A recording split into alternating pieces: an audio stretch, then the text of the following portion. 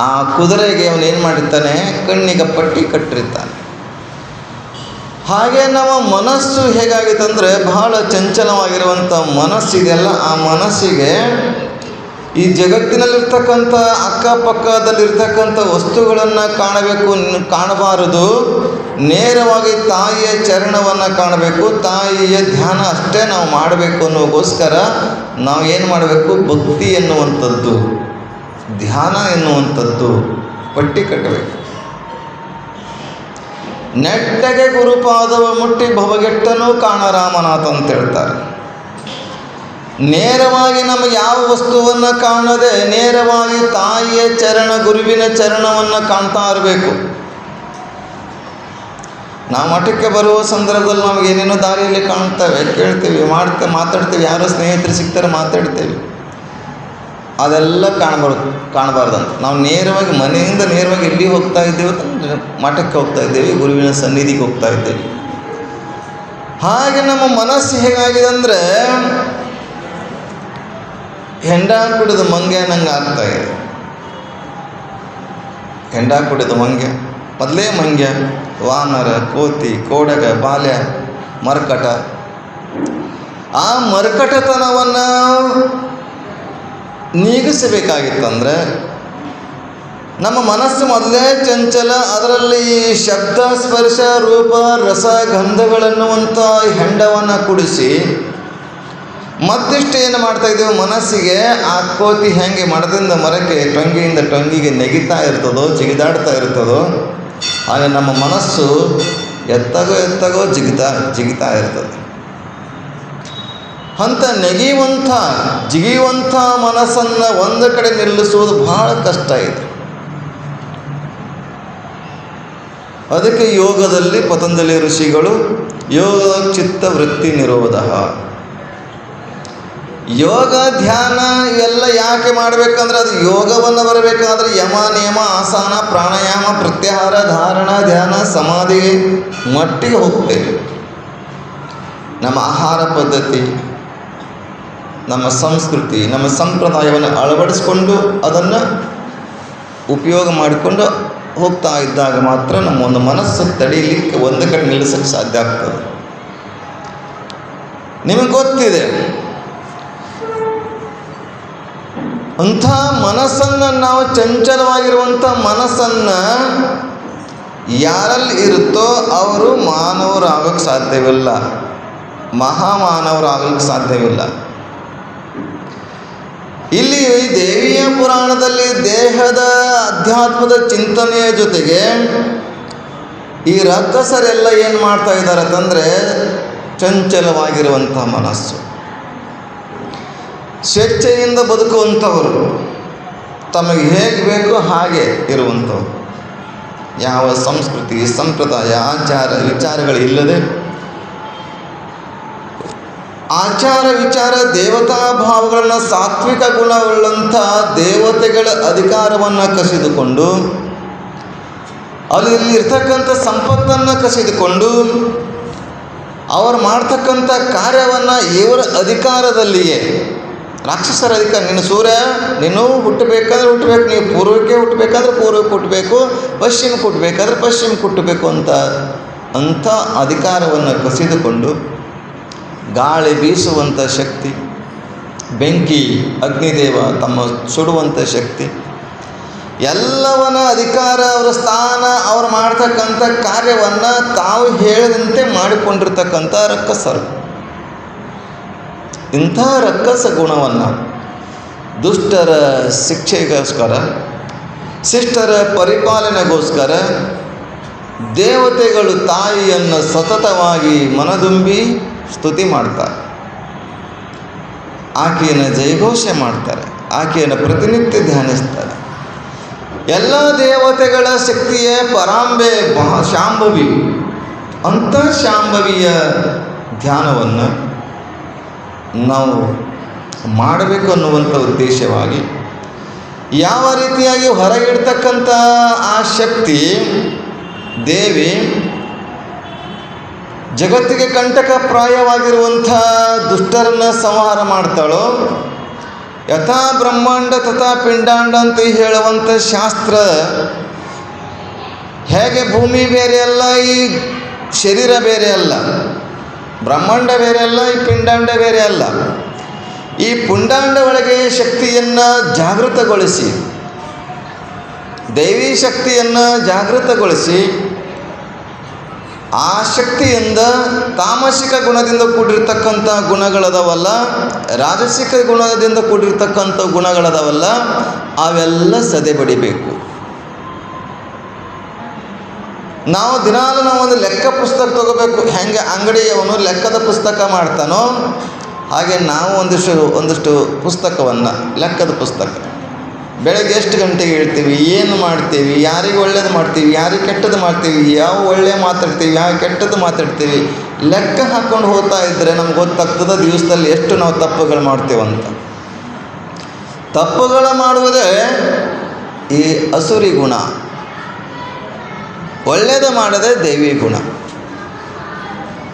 ಸರ್ವರನ್ನ ಮಾನವ ಧರ್ಮಕ್ಕೆ ಜಯವಾಗಲಿ, ಧರ್ಮದಿಂದಲೇ ವಿಶ್ವಕ್ಕೆ ಶಾಂತಿ ಹೇಳುವಂಥವರು ನಾವು ಧರ್ಮದ ಮಾರ್ಗದಲ್ಲಿ ನಡೆಯಬೇಕಾಗಿದೆ. ನಾವು ಧರ್ಮದ ಮಾರ್ಗದಲ್ಲಿ ನಡೆದಾಗ ಮಾತ್ರ ನಮಗೆ ಅದರ ಆ ಧರ್ಮೋ ರಕ್ಷತಿ ರಕ್ಷತ. ಈ ರಾಕ್ಷಸರೆಲ್ಲ ಏನು ಮಾಡ್ತಾ ಇದ್ದಾರೆ ಅಂತಂದರೆ, ಧರ್ಮವನ್ನು ಬಿಟ್ಟು ಅಧರ್ಮ ಮಾರ್ಗದಿಂದ ನಡೀತಕ್ಕಂಥವರಿಗೆ ವಿನಾಶ ಐತಿ ಅನ್ನುವಂಥದ್ದನ್ನು ದೇವಿ ಪುರಾಣದಲ್ಲಿ ನಾವು ಅರಿಬಹುದು. ನಿಮಗೆಲ್ಲ ಗೊತ್ತಿದೆ, ಒಂದಿಷ್ಟು ನೆನಪಿಸ್ತೀನಿ ನಿಮಗೆ. ಲಕ್ಷ್ಮಣ ಸೀತೆ ವನವಾಸಕ್ಕೆ ಹೋಗಿರ್ತಾರೆ. ವನವಾಸಕ್ಕೆ ಹೋದಾಗ ಶೂರ್ಪನಖಿ ಲಕ್ಷ್ಮಣ ಮೂಗಕ್ಕೆ ಹೋಯ್ತಾನೆ. ಅಲ್ಲಿ ಅದೊಂದು ಸೇಡು, ಮತ್ತು ಸೀತೆ ಅವಮಾನ ಮಾಡಿರ್ತಾಳೆ ರಾವಣನಿಗೆ. ಆ ಎರಡೂ ಸೇಡನ್ನು ಇಟ್ಕೊಂಡು ರಾವಣ ಇವರು ವನವಾಸದಲ್ಲಿದ್ದಾರೆ, ಸೀತೆಯನ್ನು ಅಪಹರಣ ಮಾಡಬೇಕು ಅನ್ನುವಂಥ ವಿಚಾರದಿಂದ. ಏಕೆಂದರೆ ಸೀತೆನ ಸ್ವಯಂವರ ಸಂದರ್ಭದಲ್ಲಿ ರಾವಣನು ಕೂಡ ಹೋಗಿರ್ತಾನೆ, ಆಗ ಅವನಿಗೆ ಅವಮಾನ ಆಗಿರುತ್ತದೆ. ನಿಮಗೆಲ್ಲ ಗೊತ್ತಿದೆ, ದುರ್ಯೋಧನನು ಕೂಡ ಅವಮಾನ ಮಾಡಿದ್ದಕ್ಕಾಗಿಯೇ ದ್ರೌಪದಿ ಮೇಲೆ ಸಿಟ್ಟು, ಕುರುಡನ ಮಗ ಕುರುಡ ಅಂತ ಬೈದಿರ್ತಾಳೆ. ಕುರುಡನ ಮಗ ಕುರುಡ, ನೀರಿದ್ದಲ್ಲಿ ಸುಮ್ಮನೆ ಹೋಗ್ತಾ ಇರ್ತಾನೆ, ಬಿದ್ದು ಬಿಡ್ತಾನೆ. ಎಲ್ಲಿ ನೀರಿನ ಥರ ಭೂಮಿ ಇದೆಯೋ ಅಲ್ಲಿ ನೀರು ಅಂತ ತಿಳ್ಕೊಂಡಿರ್ತಾನೆ ಅವನು.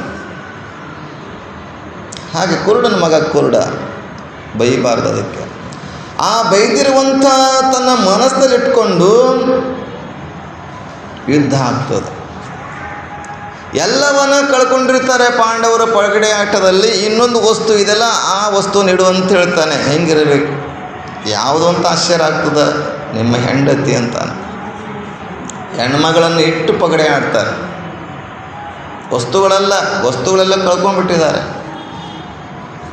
ಇಲ್ಲಿ ರಾವಣ ಆಕೆಯನ್ನು ಅಪಹರಣ ಮಾಡಬೇಕಂತ ಮರೀಚಿ ಋಷಿಯನ್ನು ಜಿಂಕೆಯ ರೂಪದಲ್ಲಿ ಬರ್ತಾನೆ. ಜಿಂಕೆ ರೂಪ ಬಂಗಾರ ಜಿಂಕೆ ಅಂತಂದರೆ ಬಂಗಾರ ಜಿಂಕೆ ಅಂದರೆ ಬಂಗಾರ ಅಂದರೆ ಹೆಣ್ಮಕ್ಳಿಗೆ ಬಹಳ ಪ್ರೀತಿ. ಆ ಬಂಗಾರ ಜಿಂಕೆಯ ಮೇಲೆ ಈಕೆಗೆ ಆಸೆ ಹುಡ್ತದೆ. ಎಲ್ಲವನ್ನು ತ್ಯಾಗ ಮಾಡಿ ಬಂದಂಥವಳು ವನವಾಸದಲ್ಲಿದ್ದಾಳೆ, ಅರಣ್ಯದಲ್ಲಿದ್ದಾಳೆ, ಗೊತ್ತಿದೆ ನಾವು ಕಷ್ಟಪಡ್ತಾ ಇದ್ದೇವೆ ಅಂತ ಮತ್ತು ಬಂಗಾರ ಮೇಲೆ ಆಸೆ ಪಡ್ತಾಳೆ. ಬಂಗಾರ ಮೇಲೆ ಆಸೆ ಪಟ್ಟು ಗಂಡಿಗೆ ಹೇಳ್ತಾಳೆ, ಅದು ಬೇಕು ನನಗೆ, ಬೇಡ ಅಂತೀನಿ. ಅರಣ್ಯದಲ್ಲಿ ಅಂತ ಜಿಂಕೆ ತೋಡಿಯೇ ಮಾಡ್ತೀವಿ, ಇಲ್ಲ ಬೇಕು, ಹೆಂಡತಿ ಮಾತು ಕೇಳಬೇಕಲ್ಲ. ಆಗ ಇವನು ಹೋಗ್ತಾನೆ. ಹೋದಾಗ ಇವನು ಅದರ ಮೇಲೆ ಬಾಣಗಳ ಪ್ರಯೋಗ ಮಾಡಿದಾಗ ಜಿಂಕೆ ಹರಿಣಿ ಸತ್ತು ಹೋಗ್ತದೆ. ಆಗ ಆ ಜಿಂಕೆ ಲಕ್ಷ್ಮಣ ಅಂತ ಕೂಗ್ತದೆ. ಕೂಗಿದಾಗ ಏನಾಗ್ತಂತ ಕೇಳಿದ್ರೆ, ಸೀತೆ ಹೇಳ್ತಾಳೆ ಲಕ್ಷ್ಮಣನಿಗೆ, ಲಕ್ಷ್ಮಣ ಹೋಗು, ನಿನ್ನ ಅಣ್ಣನ ಧ್ವನಿ ಕೇಳ್ತಾ ಇದೆ, ನಿನ್ನ ಲಕ್ಷ್ಮಣ ಅಂತ ಕೂಗದಾಗ ಆಗ್ತಾಯಿದೆ, ಹೋಗು. ಲಕ್ಷ್ಮಣ ಅಣ್ಣನ ಜೊತೆಗಿಲ್ಲ, ರಾಮನ ಜೊತೆಗೆ ಹುಟ್ಟಿದವನು. ಅಣ್ಣನ ಧ್ವನಿ ಏನಂತ ಅವನಿಗೆ ಗೊತ್ತು. ಅವನು ಹೇಳ್ತಾನೆ, ಇದು ಅಣ್ಣನ ಧ್ವನಿ ಅಲ್ಲ ಅಂತಾನೆ. ಆಕೆ ಬೈತಾಳೆ. ಬೈದ್ರಂತಾನೆ ಕೊನೆಗೆ ಕೇಳಬೇಕಲ್ಲ, ಅಣ್ಣನ ಹೆಂಡತಿ ಅಂದರೆ ತಾಯಿಯ ಸಮಾನ, ಗೌರವ ಕೊಡುವಂಥ ಸಂಪ್ರದಾಯ ನಮ್ಮದು. ಅತ್ತಿಗೆ ಅಂತಂದರೆ ತಾಯಿ.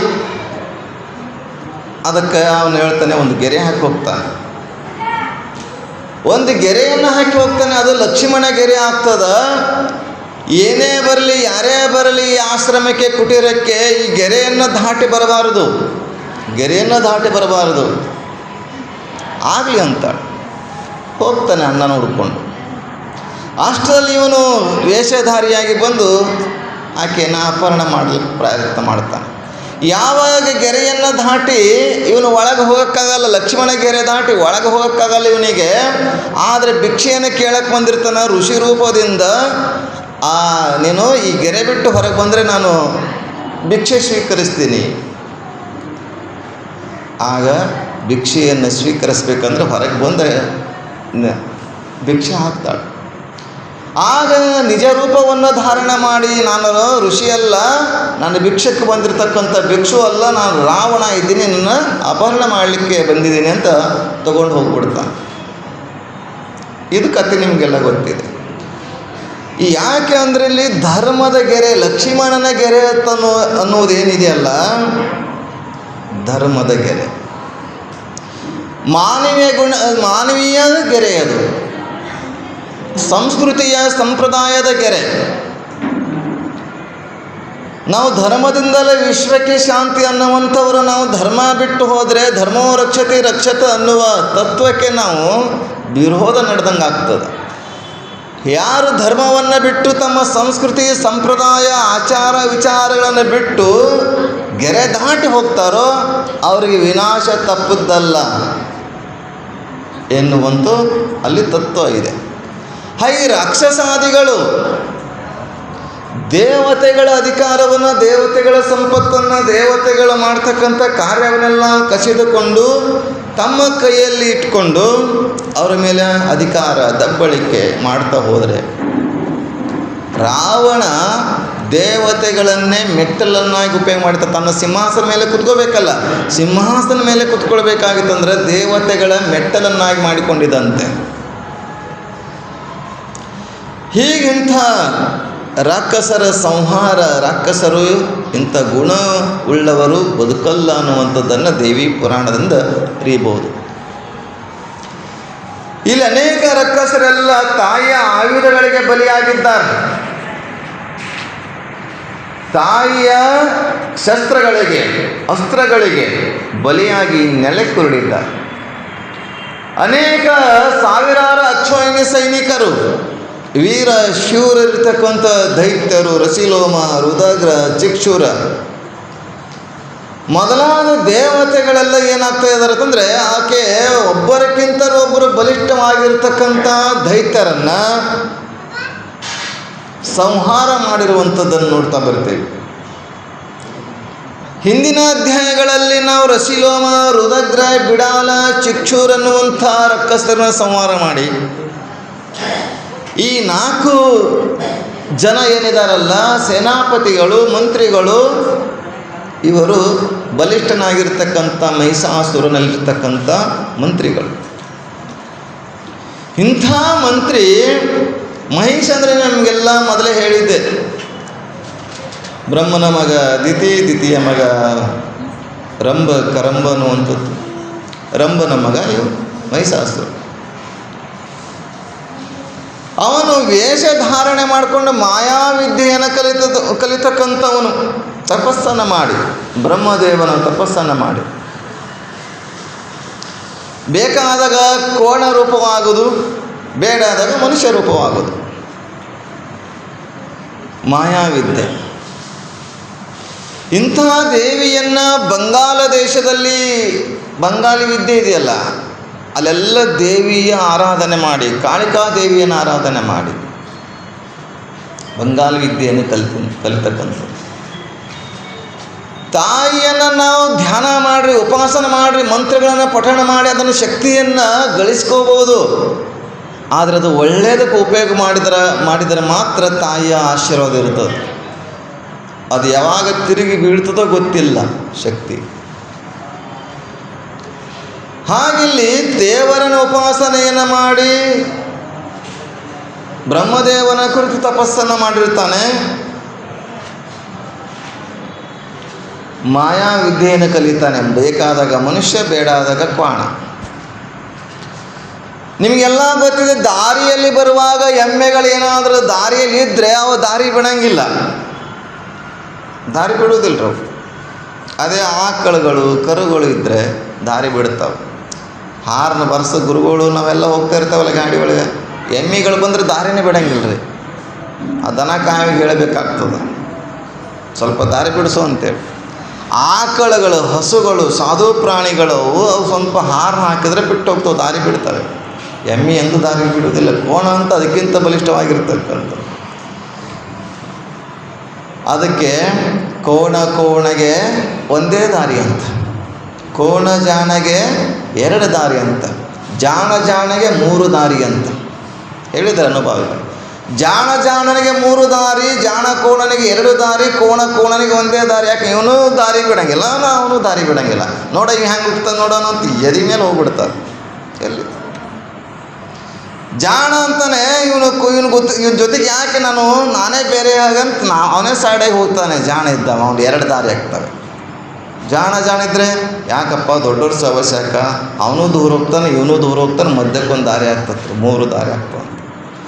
ಅಂತ ಕೋಣ ರೂಪವನ್ನು ಧಾರಣೆ ಮಾಡತಕ್ಕಂಥವನು ಬಲಿಷ್ಠನಾಗಿರ್ತಕ್ಕಂಥವನು, ಮದದಿಂದ ಇರ್ತಕ್ಕಂಥ.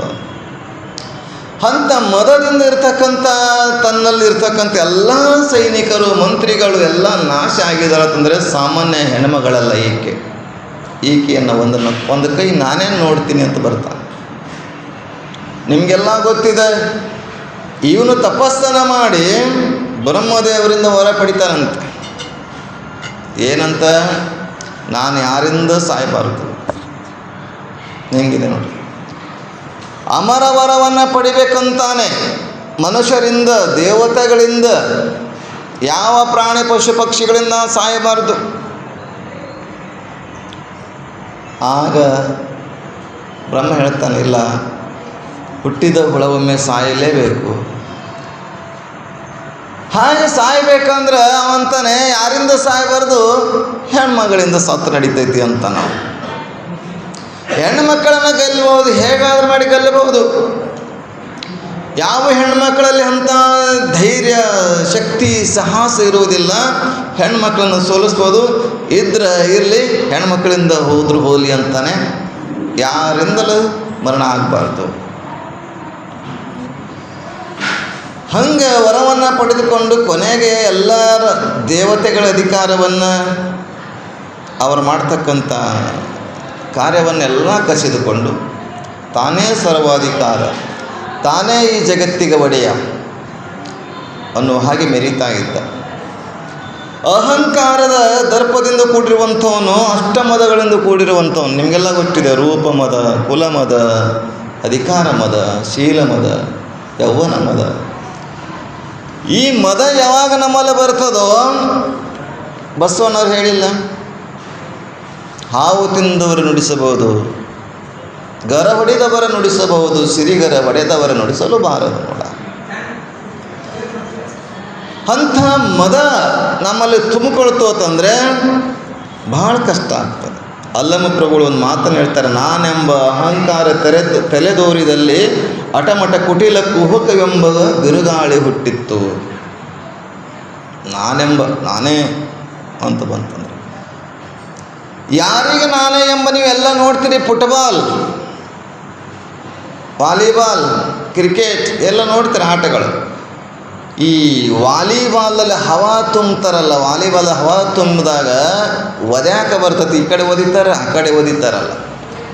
ಹಾಗೆ ನಾವು ಅಹಂಕಾರವೆಂಬ ನಾವು ಗಾಳಿ ತುಂಬಿಕೊಂಡು ಬಲೂನಾದರೆ, ಚೆಂಡಾದರೆ ಇಲ್ಲಿನೂ ಒದಿತಾರೆ, ಅಲ್ಲಿನೂ ಒದಿತಾರೆ, ಇಲ್ಲಿನೂ ಒದಿತಾರೆ, ಅಲ್ಲಿನೂ ಒದಿತಾರೆ.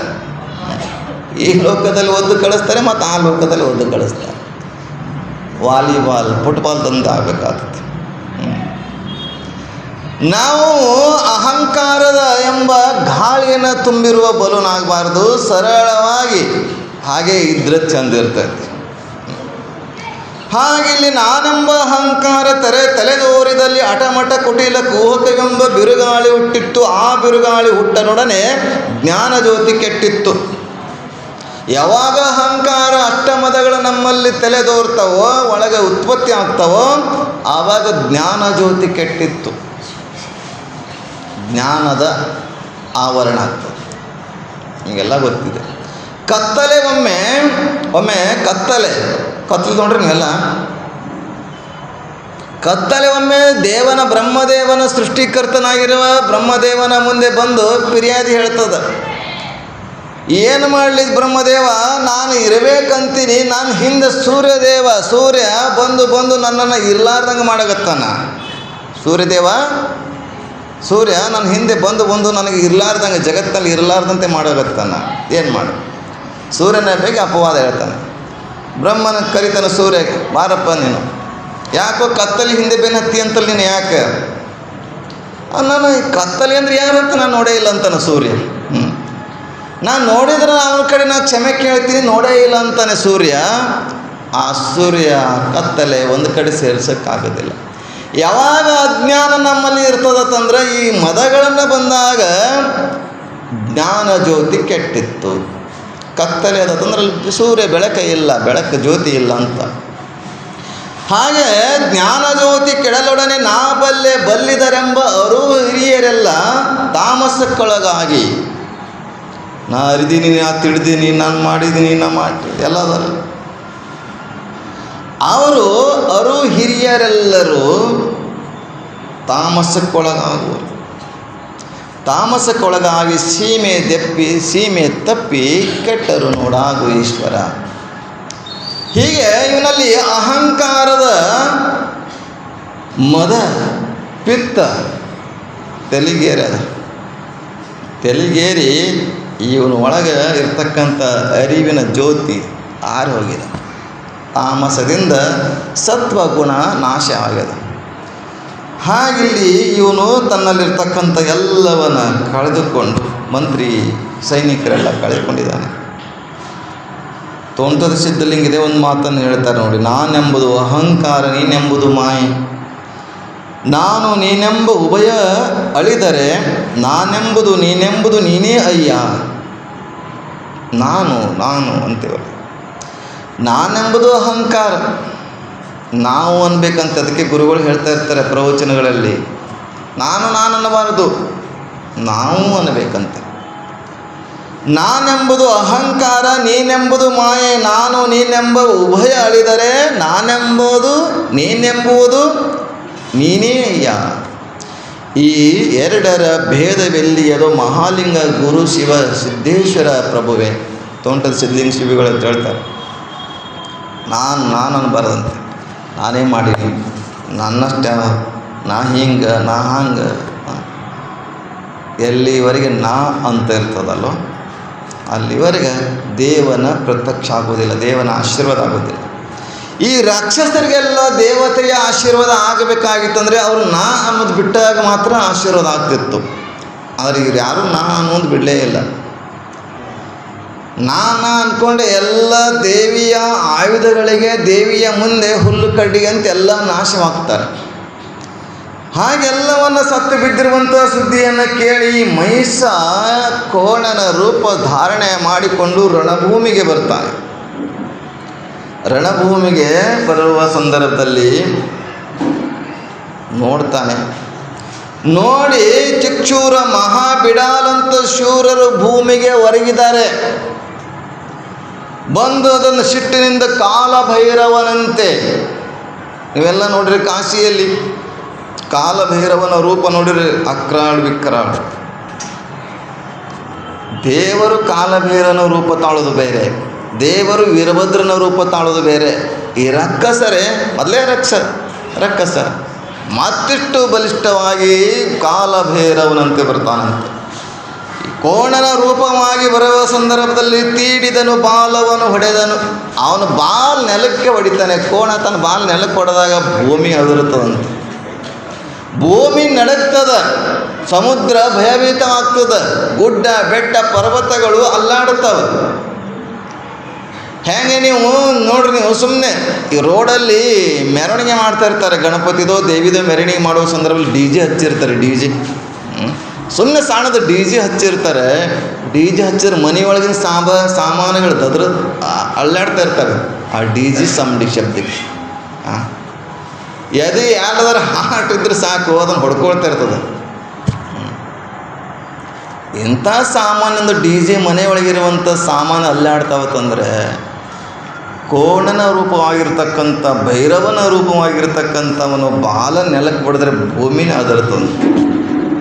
ಭೂಮಿ ಅದರ್ತದ, ಸಮುದ್ರ ಬತ್ತಿ ಹೋಗ್ತದ, ಗುಡ್ಡ ಬೆಟ್ಟಗಳು ಅಲ್ಲಾಡಿ ಬೀಳುವಂಥವಾಗ್ತವೆ.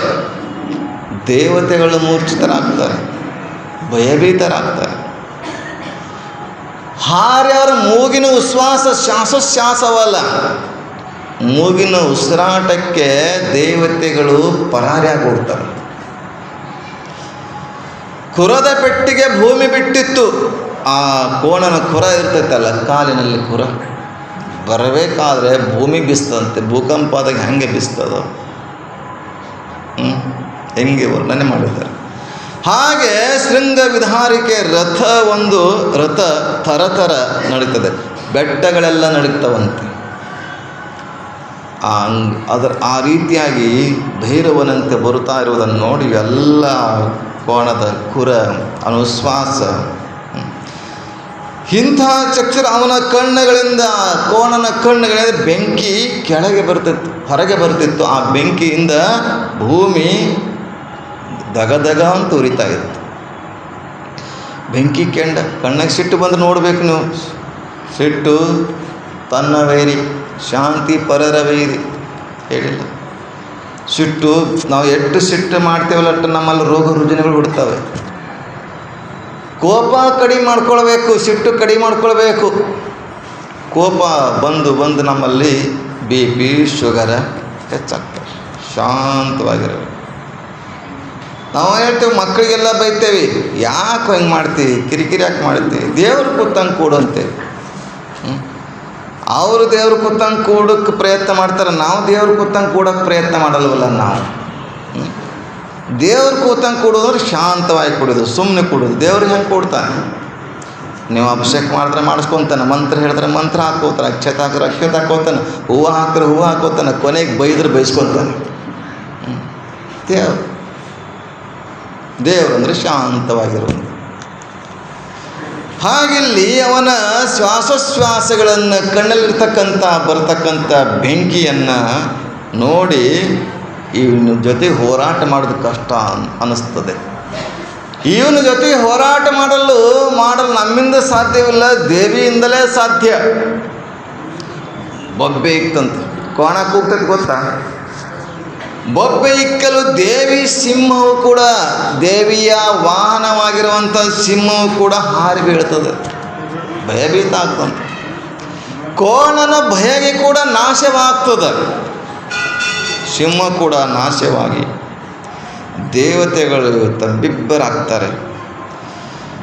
ಅವನ ಹತ್ತಿರ 1700 ಅಕ್ಷೋಹಿಣಿ ಸೈನಿಕರು, 1700 ಅಕ್ಷೋಹಿಣಿ ಸೈನಿಕರನ್ನು ಸಹಿತವಾಗಿ ದೇವಿಯ ಸುತ್ತಾಗ್ತಾರೆ.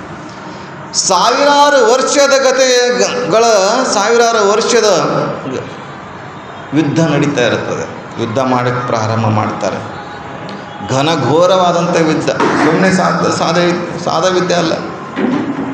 ಕಾಲ ಮಡಚಿ ದೃಷ್ಟಿ ಯುದ್ಧ, ಮಲ್ಲಯುದ್ಧ, ಅನೇಕ ಥರದ ಆಯುಧಗಳನ್ನು ಪ್ರಯೋಗ ಮಾಡಿ ಯುದ್ಧವನ್ನು ಮಾಡ್ತಾ ಹೋಗ್ತಾರೆ. ಅನೇಕ ವರ್ಷಗಳು ಗತಿಸ್ತಾರೆ. ಆದರೆ ಇವರು ಯುದ್ಧವನ್ನು ನೋಡಲು ಮೇಲೆಗಡೆ ಆಕಾಶ ಅಂತರಿಕ್ಷದಲ್ಲಿರ್ತಕ್ಕಂಥ ದೇವತೆಗಳಿಗೂ ಭಯ ಆಗ್ತದೆ. ಏನಪ್ಪ, ಇಬ್ಬರು ಇಷ್ಟೊಂದು ಶೂರರಾದರಲ್ಲ, ಇಷ್ಟೊಂದು ಬಲಿಷ್ಠರಿದ್ದಾರಲ್ಲ, ಒಬ್ಬರಿಗೊಬ್ಬರು ಸೋಲುವರಲ್ಲ. ಇವರಿಬ್ಬರ ಹೋರಾಟವನ್ನು ಅವರು ಸ್ತುತಿಯನ್ನು ಮಾಡೋಕ್ಕೆ ಶುರು ಮಾಡ್ತಾರೆ. ಇಬ್ಬರು ಹೋರಾಟದ ಶೂರತ್ವವನ್ನು, ದೇವತೆಯ ಶೂರತ್ವ, ಮಹಿಷನ ಶೂರತ್ವವನ್ನು, ಈ ಇಬ್ಬರ ಶೂರತ್ವವನ್ನು ನೋಡಿ ಇವರು ಸೋಲಂಗೆ ಕಾಣಂಗಿಲ್ಲ. ಏನು ಮಾಡಿ ಇವರು ಉಪಟಳವನ ಮಹಿಷನ ಉಪಟಳವನ್ನು ನಾಶ ಮಾಡಲಿಕ್ಕೆ ಆಗುವುದಿಲ್ಲ ಅಂಥೇಳಿ ತಾಯಿಗೆ ದೇವತೆಗಳು ಹೇಳ್ತಾರೆ, ತಾಯಿ ಇವನಿಗೆ ನೀ ಸಂಹಾರ ಮಾಡೋಕ್ಕಾಗಲ್ಲ ಅನ್ನಿಸ್ತದ, ಅದಕ್ಕೆ ನೀ ಏನು ಮಾಡು, ಒಂದಿಷ್ಟು ಮಧುಪಾನ ಮಾಡು, ಮಧುಪಾನವನ್ನು ಮಾಡು. ದೇವತೆಗೆ ಹೇಳ್ತಾರೆ, ಪಾನ ಮಾಡು ಪರಾಂಬೆ ಪರುವದವನು ಮಧುವನು ನೀ ನಿಶಾಟ ದೇವನು. ಈ ನಿಶಾಚರನನ್ನು ಸಂಹಾರ ಮಾಡಬೇಕಾಗಿತ್ತು, ನೀವು ಒಂದಿಷ್ಟು ಮಧುವನ್ನು ಪಾನ ಮಾಡು. ಆಗ ನಮಗನ್ನಿಸ್ತದೆ, ನಾವು ಅಂತೇವೆ ಈ ಕೆಲವು ಹಳ್ಳಿಗಳಿಗೆ ಹೋಗ್ತೇವಲ್ಲ, ದುಶ್ಚಟವನ್ನು ಬಿಡಬೇಕು, ದುರ್ಗುಣಗಳು ಬಿಡಬೇಕು ಅಂತ ಜೋಳಿಗೆ ಹಿಡ್ಕೊಂಡು ಹೋಗ್ತಾರೆ. ಆಗ ಕೆಲವರು ಅಂತಾರೆ, ನಮ್ಮ ರೊಕ್ಕ ರೀ ನಾವು ಕುಡಿಯೋರು, ಅದು ಒಳ್ಳೆಯದಲ್ಲ ಅಂತ ಹೇಳ್ತೇವೆ. ಆದ್ರೆ ಇಲ್ಲಿ ದೇವತೆಗಳೆಲ್ಲ ದೇವಿನೇ ಕುಡ್ದಿದ್ದಾಳೆ, ದೇವಿನೇ ಕುಡ್ದಿದ್ದಾಳೆ, ನಾವ್ಯಾಕೆ ಕುಡಿಬಾರ್ದು ಅಂತ. ಮಧು ಅನ್ನುವಂಥ ಅರ್ಥನೇ ನಾವು ಮಾಡ್ಕೊಂಡಿಲ್ಲ. ಮಧು ಅನ್ನುವಂಥ ಅರ್ಥ ಮಾಡ್ಕೊಳ್ಳಾರ್ದೆ ಮಧುವನ್ನು ತೆಗೆದುಕೊಂಡು ಈ ಮಧ್ಯ ಅಂತ ಮಾಡ್ಕೊಂಡಿವಿ ನಾವೆಲ್ಲ. ಮಧು ಅಂದರೆ ಜೇನು, ಅಮೃತ. ದೇವಿ ಮಹಿಷಾಸುರನ ಸಂಹಾರದ ಕಾಲದಲ್ಲಿ ದೇವತೆಗಳೆಲ್ಲ ಮಧುಪಾನ ಮಾಡಿಸಿದರು ಅಂತ ಹೇಳ್ತಾರೆ ಇಲ್ಲಿ ಚಿದಾನಂದರು. ನಮಗೇನಾಗಿದೆ, ಸುರಾಪಾನ ಮಾಡಿಸಿದರು ಅಂತ ಅನ್ನಿಸ್ತದೆ. ಸುರಾಪಾನ ಅಲ್ಲ, ಮಧು ಅಮೃತ, ಗಿಡಮೂಲಿಕೆಯಿಂದ ತಯಾರಿಸಿರುವಂಥ ಮಧು ಅದು.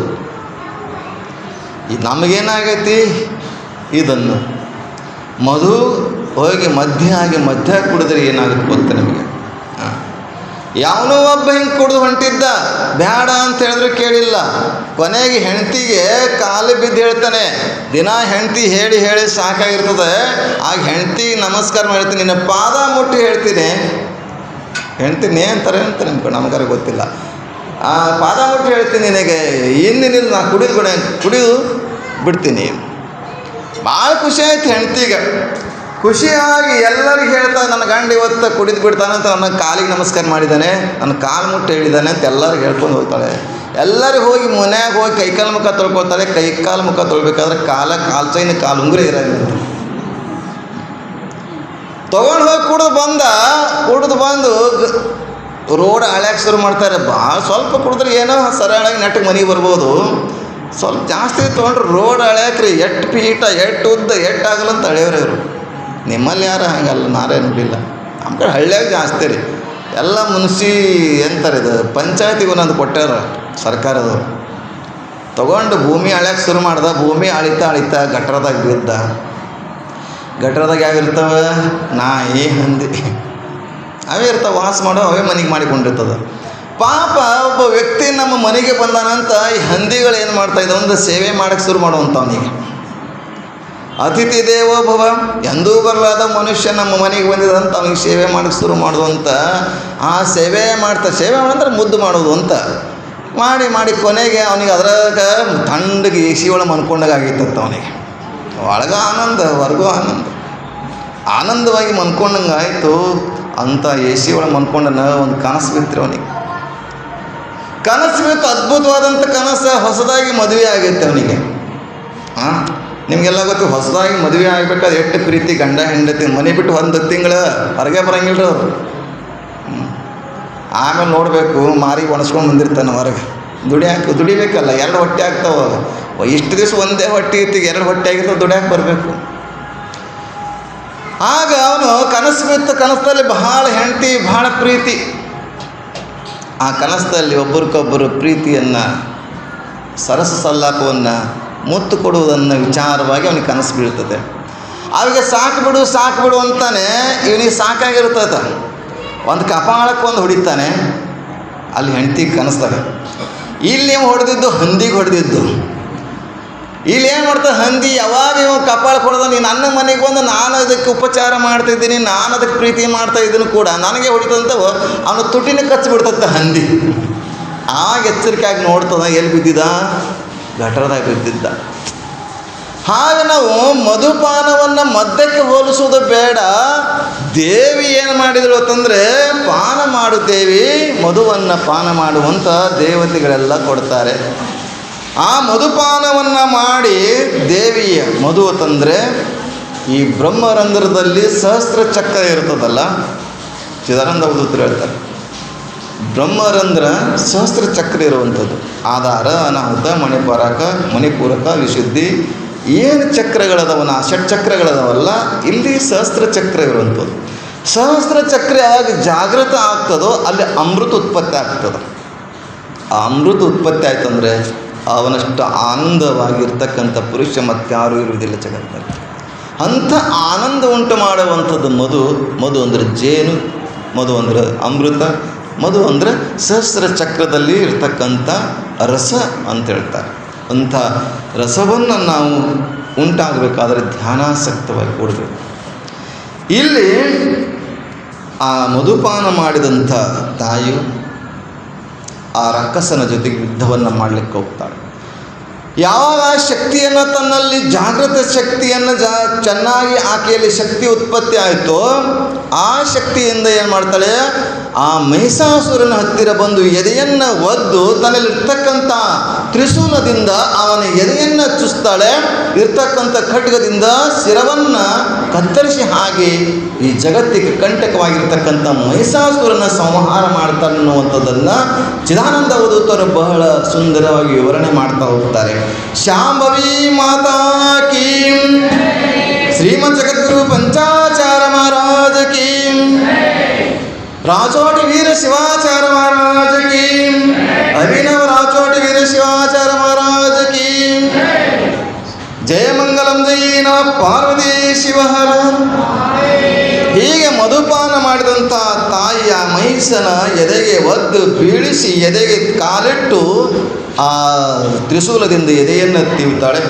ಇರ್ತಕ್ಕಂಥ ಖಡ್ಗದಿಂದ ಶಿರಛೇದನವನ್ನು ಮಾಡಿ ಈ ಜಗತ್ತಿಗೆ ಕಂಟಕ ಪ್ರಾಯವಾಗಿರ್ತಕ್ಕಂಥ ಮಹಿಷಾಸುರನ ಸಂಹಾರ ಮಾಡಿ ದೇವತೆಗಳಿಂದ ಏನ ಆ ಅಧಿಕಾರವನ್ನು ಸಂಪತ್ತನ್ನು ಕಸಿದುಕೊಂಡಿರತಕ್ಕಂಥದ್ದೆಲ್ಲ ವಾಪಸ್ಸು ಕೊಡ್ತಾಳೆ, ಅಧಿಕಾರ ಕೊಡ್ತಾಳೆ, ಸಂಪತ್ತು ಕೊಡ್ತಾಳೆ.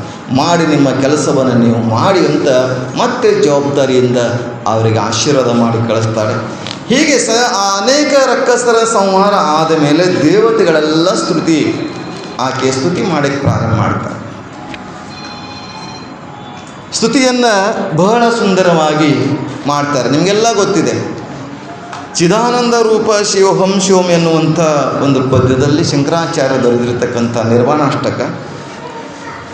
ಆ ನಿರ್ವಾಣಾಷ್ಟಕದಲ್ಲಿ ಎಲ್ಲವನ ನ ಮಾತಾನ ಪಿತಾನ ಬಂಧುರನ ದಾತಾನ ಪಿತ್ರೋನ ಪಿತ್ರೀನ ಭರ್ತಾನ ಭರ್ತ ನಾ ಜಾಯ, ನಾ ಮಂತ್ರ ಇಲ್ಲ, ತಂತ್ರ ಇಲ್ಲ, ಯೋಗ ಇಲ್ಲ, ನಿದ್ರಿ ಯಾವುದಿಲ್ಲ, ಗುರು ಇಲ್ಲ, ಶಿಷ್ಯ ಎಲ್ಲ, ಯಾವುದಾದ ಎಲ್ಲ ಕಾಣ್ತದೆ ಚಿದಾನಂದ ರೂಪ ಶಿವೋಹಂ ಶಿವೋಂ ಅಂತ ಶಂಕರಾಚಾರ್ಯರು ನಿರ್ವಾಣಾಷ್ಟಕದಲ್ಲಿ ಯಾವ ರೀತಿಯಾಗಿ ಹೇಳಿದ್ದಾರೋ ಅದೇ ರೀತಿಯಾಗಿ ಚಿದಾನಂದ ಅವಧೂತರು ಎಲ್ಲ ದೇವತೆಗಳು ಯಾವ ರೀತಿಯಾಗಿ ಸ್ತುತಿ ಮಾಡ್ತಾ ಇದ್ದಾರೆ ಅಂತ ಕೇಳಿದ್ರೆ, ನಿನ್ನಿಂದಲೇ ತ್ರಿಗುಣಗಳು ಹುಟ್ಟಿವೆ, ನಿನ್ನಿಂದಲೇ ತ್ರಿಗುಣಗಳು ಹುಟ್ಟಿವೆ, ಆ ತ್ರಿಗುಣದಿಂದ ಬ್ರಹ್ಮ ವಿಷ್ಣು ಮಹೇಶ್ವರ ಹುಟ್ಟಿದ್ದಾರೆ. ಅವರು ಮಾಡ್ತಕ್ಕಂಥ ಕಾರ್ಯಗಳ ಸೃಷ್ಟಿ ಸ್ಥಿತಿ ಲಯಗಳೆಲ್ಲ ನಿನ್ನಿಂದಲೇ ನಡೀತಾ ಇದೆ. ಸೂರ್ಯನ ಬೆಳಕು, ಸೂರ್ಯನ ಉದಯ, ಚಂದ್ರನ ಬೆಳಕು, ಚಂದ್ರನ ಉದಯ, ಗಾಳಿ, ವಾಯುದೇವರು ಏನೆಲ್ಲ ಮಾಡ್ತಾ ಇದ್ದಾರಲ್ಲ ಆ ಎಲ್ಲ ಗುಣಗಳೆಲ್ಲ ನೀನೇ ಆಗಿತ್ತು. ನಾ ಅಂದ್ರೆ ನೀನೇ, ನೀ ಅಂದ್ರೆ ನೀನೇ, ಎಲ್ಲವ ನೀನೇ ರೂಪವಾಗಿ ಇಲ್ಲಿ ಇದ್ದೀಯಾ. ನಾನಾ ಗುಣಗಳು ತೋರುವ, ನಾನಾ ಗುಣಗಳು ತೋರುವ, ನಾನಾ ಚೇಷ್ಟೆಗಳು, ಪಶು ಪಕ್ಷಿ ಕ್ರಿಮಿ ಕೀಟಗಳು, ನಾನಾ ಅರ್ಥವು ನೀನೇ ಆಗಿರುವೆ. ನಿನ್ನ ಶಕ್ತಿಯೇ ಅಲ್ಲವು ಈ ಜಗತ್ತು, ಸತಿ ಪುರುಷ, ಗಂಡ ಹೆಣ್ಣ, ಮಕ್ಕಳು, ಶ್ರೀಮಂತ ಬಡವ ಏನಂತೇವಲ್ಲ ಅದೆಲ್ಲವೂ ನೀನೇ ಆಗಿದೆ. ನಿಂದೇ ಶಕ್ತಿ, ಎಲ್ಲವೂ ನೀನೇ ಆಗಿದ್ದಿ. ಸುಡುವ ಗಾಳಿ ಬೀಸುವ, ಸುಡುವಂಥ ಬೆಂಕಿಯ ಏನದಲ್ಲ, ಇಲ್ಲಿರ್ತಕ್ಕಂಥ ಪಂಚ ಮಹಾಭೂತಗಳ ಶಕ್ತಿಯು ನೀನೇ ಆಗಿದ್ದೀಯ. ಎಲ್ಲ ನಿನ್ನ ಮಾಯೆಯಿಂದ ನಡೀತಾ ಇದೆ, ನಿನ್ನ ಶಕ್ತಿಯಿಂದ ನಡೀತಾ ಇದೆ. ಯಾರು ನಿನ್ನ ನಂಬಿದಾರೋ, ಯಾರು ನಿನ್ನ ನಂಬಿ ನಡೀತಾರೋ, ಯಾವ ರೀತಿಯಾಗಿ ನೀ ದುಷ್ಟರನ್ನು ಸಂಹಾರ ಮಾಡಿದ್ದೀಯಾ ಹಾಗೆ ಆ ನಂಬಿರ್ತಕ್ಕಂಥ ಭಕ್ತರ ಎಲ್ಲ ರೀತಿಯಾಗಿ ರಕ್ಷಣೆ ಮಾಡುವಂಥವಳು ನೀನೇ ಆಗಿದ್ದೀಯ. ಹೀಗೆ ಹಲವಾರು ರೀತಿಯಲ್ಲಿ ಆ ತಾಯಿಯ ಸ್ತುತಿಯನ್ನು ಮಾಡಿ ಯಾವ ರೀತಿಯಾಗಿ ಹತ್ತಿ ಮರಕ್ಕೆ ಕಾಯಿಗಳು ಹೇಗೆ ಮೆತ್ತಿಕೊಂಡಿರ್ತಾವಲ್ಲ, ಹಾಗೆ ನಿನ್ನ ರೋಮ ರೋಮದಲ್ಲಿ ಈ ಜಗತ್ತು, ಈ ಸೃಷ್ಟಿ ಏನಿದೆಯಲ್ಲ ಎಲ್ಲ ನಿನಗೆ ನಿನ್ನಲ್ಲಿ ಅಡಕವಾಗಿದ್ದೆ. ನಿನ್ನಲ್ಲಿಯೇ ನಿನ್ನ ಮಹಿಮೆಯನ್ನು ಯಾರು ಅರಿತಾರೆ ಅವರಿಗೆ ಆಶೀರ್ವಾದ ಸಾಧ್ಯ. ಜಗದಗಲ ಮುಗಿಲಗಲ ಮಿಗಿಯಗಲ ಅಂತ ಹೇಳ್ತಾರೆ. ವಿಶ್ವತೋ ಬಾಹು ನೀನೇ ದೇವ, ವಿಶ್ವತೋ ಚಕ್ಷು ನೀನೇ ದೇವ. ಹಾಗೆ ಈ ಜಗತ್ತಿನ ತುಂಬಲ್ಲಿ ನೀನೇ ತುಂಬಿಕೊಂಡ್ರಿ. ನಿನ್ನ ಆಜ್ಞೆವಿಲ್ಲದ ತೆನವಿನ ತೃಣನಪಿನ ಚಲತಿ, ನಿನ್ನ ಆಜ್ಞೆವಿಲ್ಲದ ಹುಲ್ಲು ಕಡ್ಡೆ ಸಹ ಹಲ್ಲಾಡುವುದಿಲ್ಲ ಅಂತ ಹೇಳಿದ ಹಾಗೆ ತಾಯಿಯೇ ಸರ್ವಸ್ವ ಅಂತ ಕೇಳ್ಕೊತಾಳೆ. ಎಲ್ಲ ದೇವತೆಗಳು ಸ್ತುತಿಯನ್ನು ಮಾಡ್ತಾರೆ, ಸ್ಮರಣೆಯನ್ನು ಮಾಡ್ತಾರೆ. ಹೀಗೆ ಮಾಡಿ ಅವರವರ ಅಧಿಕಾರ ಸಂಪತ್ತೆಲ್ಲ ಕೊಟ್ಟು ಮತ್ತೆ ಅವರಿಗೆ ಆಶೀರ್ವಾದ ಮಾಡಿ ಹಿಮಾಚಲ ಪರ್ವತದಲ್ಲಿ ಇರ್ತಾರೆ. ಹಿಮಾಚಲ ಪರ್ವತದಲ್ಲಿ ಇರುವ ಸಂದರ್ಭದಲ್ಲಿ ಹಲವಾರು ವರ್ಷಗಳ ಹೆಂಗೆ ಕಾಲ ಅನ್ನೋದು ಈ ಕಾಲಯುಗ, ತ್ರೇತಾಯುಗ, ದ್ವಾಪರಯುಗ ನೋಡಿದೆನು. ಮನ್ವಂತರ ಯುಗದಲ್ಲಿ ಎಲ್ಲ ಹುಟ್ಟಿದವರೆಲ್ಲ ರಕ್ಕಸರು. ಅಲ್ಲಿ ಮತ್ತೆ ಇಬ್ಬರು ರಾಕ್ಷಸರು ಹುಟ್ಕೊಂಡಿರ್ತಾರೆ, ಶುಂಭ ನಿಶುಂಭರು. ಅವರು ಅಷ್ಟೇ ಬಲಿಷ್ಠರಾಗಿ ಅವರಲ್ಲಿರ್ತಕ್ಕಂಥ ಅನೇಕ ಬಲಿಷ್ಠವಾಗಿರುವಂಥ ರಕ್ಕಸರು, ಸೇನಾಪತಿಗಳು, ದಳಪತಿಗಳು. ಆ ಸಂದರ್ಭದಲ್ಲಿ ಅವರ ವ್ಯವಹಾರವನ್ನು ನಡೆಯುವ ಹಿಮಾಲಯ ಪ್ರದೇಶದಲ್ಲಿರ್ತಕ್ಕಂಥ ತಾಯಿ ಅಲ್ಲಿರ್ತಾಳಲ್ಲ, ಆ ಸಂದರ್ಭದಲ್ಲಿ ಚಂಡಮುಂಡರು ಹೀಗೆ ಬೇಟೆ ಆಡುವಗೋಸ್ಕರ ಬರ್ತಾ ಇರ್ತಾರೆ. ದೇಶ ತಿರುಗುತ್ತಾ ಬೇಟೆ ಆಡುತ್ತಾ ಅಲ್ಲಿಗೆ ಬಂದಾಗ ಅಲ್ಲಿ ಸ್ತ್ರೀಯನ್ನು ನೋಡ್ತಾಳೆ. ದೇವಿಯನ್ನು ಕಂಡು ಅವರಂತಾರೆ ಚಂಡಮುಂಡರು, ನಮ್ಮ ರಾಜನಲ್ಲಿ, ಶುಂಭ ರಾಜನಲ್ಲಿ ಎಲ್ಲ ರತ್ನಗಳಿದ್ದಾವೆ. ಕುದುರೆ, ಒಂಟೆ, ಆನೆ ಎಲ್ಲ ಇದ್ದಾವೆ. ಅನೇಕ ನವರತ್ನಗಳಿದ್ದಾವೆ. ಅಂಥ ರತ್ನದಲ್ಲಿ ಕನ್ಯಾರತ್ನವನ್ನು, ಸ್ತ್ರೀ ರತ್ನ ಇದ್ರೆ ಚಂದದ, ಬಹಳ ಸುಂದರಿ ಅವಳು. ನಿಮಗೆಲ್ಲ ಗೊತ್ತು. ಯಾ ಕುಂದಿಂದು ತುಷಾರಹಾರದವಲ, ಯಾ ಶುಭ್ರ ವಸ್ತ್ರಾನ್ವಿತ, ಯಾ ವೀಣಾವರ ದಂಡ ಮಂಡಿತಕರ, ಯಾ ಶ್ವೇತ ಪದ್ಮಾಸನ, ಯಾ ಬ್ರಹ್ಮಾಚ್ಯುತ ಶಂಕರ ಪ್ರಭುತಿಭಿ ದೇವೇ ಸದಾ ಪೂಜಿತ. ಒಂದೊಂದು ರೀತಿಯಲ್ಲಿ ಶಂಕರಾಚಾರ್ಯರು ಈ ಎಲ್ಲ ರೀತಿಯಾಗಿ ಲಕ್ಷ್ಮಿಯ, ದುರ್ಗಾದೇವಿಯ, ರಾಜೇಶ್ವರಿಯ ಅನೇಕ ದೇವತೆಗಳ ಪ್ರಾರ್ಥನೆಯಲ್ಲಿ ವರ್ಣನೆ ಮಾಡ್ತಾರೆ. ಶಂಕರಾಚಾರ್ಯರು ಶಕ್ತಿಯನ್ನು ವರ್ಣನೆ ಮಾಡಿದ್ದಾರೆ, ಶಿವನನ್ನು ವರ್ಣನೆ ಮಾಡಿದ್ದಾರೆ, ವಿಷ್ಣುವನ್ನು ವರ್ಣನೆ ಮಾಡಿದ್ದಾರೆ. ಬ್ರಹ್ಮ ಮುರಾರಿ ಅನ್ನುವಂಥ ಲಿಂಗದ ವರ್ಣನೆ ಕೂಡ ಶಂಕರಾಚಾರ್ಯ ಮಾಡಿದ್ದು ನಮ್ಗೆ ಗೊತ್ತಿಲ್ಲ. ಹೀಗೆ ಆ ದೇವಿಯ ಸುಂದರತೆ, ಆಕೆಯ ರೂಪವನ್ನು ನೋಡಿ ಇವರಿಗೆ ಆನಂದ ಆಗ್ತದೆ, ಆಶ್ಚರ್ಯ ಆಗ್ತದೆ. ಇಂಥ ಹೆಣ್ಣು ಮಗಳು ಇಂಥ ಅರಣ್ಯದಲ್ಲಿ ಹೆಂಗಿದ್ದಾಳೆ. ಈಗ ಏನಾದರೂ ನಮ್ಮ ಶುಂಭನಿಗೆ ಕೈ ಹಿಡಿದಿದ್ದೇ ಆದರೆ, ಮದುವೆ ಆಗಿದ್ದೇ ಆದರೆ, ಇವಳಿಂಥ ಅರಣ್ಯದಿಂದ ಬಂದು ಅರಮನೆಯಲ್ಲಿ ಇರ್ತಾಳೆ, ಚಲೋ ಆಗ್ತು ಅಂತ ವಿಚಾರ ಬಂದು ಚಂಡಮುಂಡರು ಬಂದು ಶುಂಭನಿಗೆ ಹೇಳ್ತಾರೆ. ಶುಂಭ ಏನು ಮಾಡ್ತಾನೆ, ತನ್ನಲ್ಲಿರ್ತಕ್ಕಂಥ ಸೇವಕನಾಗಿರುವ ಸುಗ್ರೀವ ದೂತನಿಗೆ ಕಳಿಸ್ತಾನೆ. ದೂತ ಹೋಗಿ ಏನು ಮಾಡ್ತಾನೆ, ಯಾಕಂದರೆ ಅನೇಕ ರತ್ನಗಳಿದ್ದಾವೆ, ಕನ್ಯಾರತ್ನವನ್ನು ಇದ್ದರೆ ಚೆನ್ನಾಗಿರ್ತೈತಿ, ನೀನು ಹೋಗಿ ಆಕೆಯನ್ನು ಒಲಿಸಿ ಆಕೆಯನ್ನು ಕರ್ಕೊಂಡು ಬರಲಿಕ್ಕೆ ಪ್ರಯತ್ನ ಮಾಡುವಂತ ಏನು ಹೇಳ್ತಾನೆ ಶುಂಭ. ಆದರೆ ಏನು ಆಗ್ತದೆ ಅನ್ನುವಂಥದ್ದನ್ನು ನಾವು ನಾಳಿನ ಸಮಯದಲ್ಲಿ ನೋಡೋಣ ಅಂತ ಹೇಳ್ತಾ